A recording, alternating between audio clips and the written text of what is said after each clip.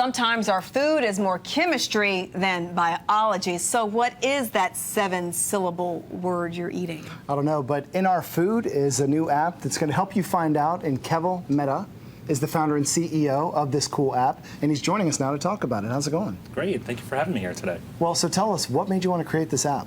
Yeah, so the thing is, for a healthy lifestyle, there's two things really required: diet and exercise. We all kind of know how to exercise, but when it comes to diet, it's really, really complicated. And society has tried to simplify nutrition by actually counting calories. However, not all calories are equal. So what we're trying to do is actually define the calories based on the actual components of the food, what it's composed of. In this case, essentially the ingredients. Okay, let's show us how it works. We have the screen here so everybody can see. Sure, yeah, so it's really simple to use. What you would do is you would go in the settings section and if you have any medical concerns, if you're diabetic, pregnant, heart disease, an allergy, or vegan or vegetarian, you essentially select it from our list here, and then you would just save it. In this case, I'm vegetarian, so I've kind of set that on vegetarian.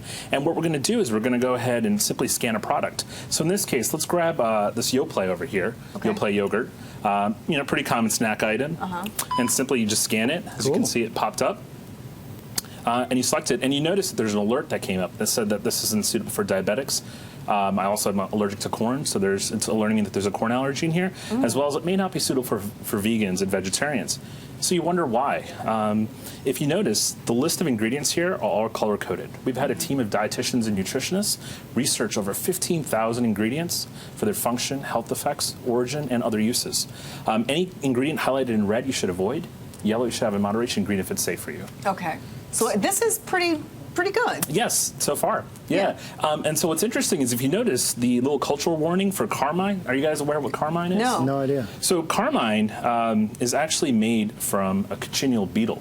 It's actually beetle extract. And that's kind of the pink coloring that you see in Yoplait strawberry yogurt. Okay. But normally most people wouldn't know that. Now you notice it alerted me, because I'm vegetarian, that I shouldn't consume this. Because a beetle is an animal or insect. Exactly, yeah.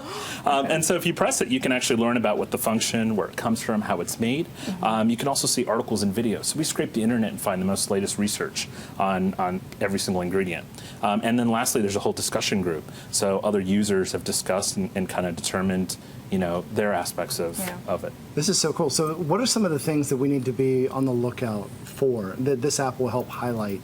Yes. Just as people who eat food every day, we may not be aware of some of the bad things. Absolutely, yeah. So, there's that old adage, if you can't pronounce it, don't eat it.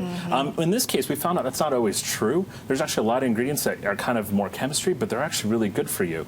There's some, vitamins and whatnot that are phenomenal. However, there's a lot of hidden things as well.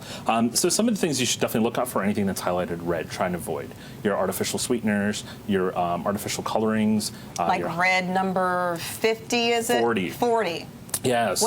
Which is banned in a lot of European Union countries, but allowable here. What's wrong with it? Correct. So red 40 is actually a petroleum byproduct. In Europe, it's actually banned in a multitude of countries, simply for the fact that it's an artificial color. And it's actually linked to ADD and ADHD in children. And the other few European countries that do allow it in their countries actually mandate a Surgeon General type warning on their food, alerting individuals that there's actually we have on our cigarettes. Absolutely. Almost the exact same kind. And so you're a local company. We are, yep. And so everything got started right here in our neighborhood. Absolutely, yeah. And just like it takes a village to raise a child, it really took a community to build this company. And essentially, we work with everybody from local farmers all the way up to research institutions, universities, and even the hospitals. There's a tremendous amount of interest in the area, and they've all supplied some type of information to us. Well, I will be downloading it right away. It's called InRFood, the letter R, InRFood. Yes. Keval, thank you. Thank you very much.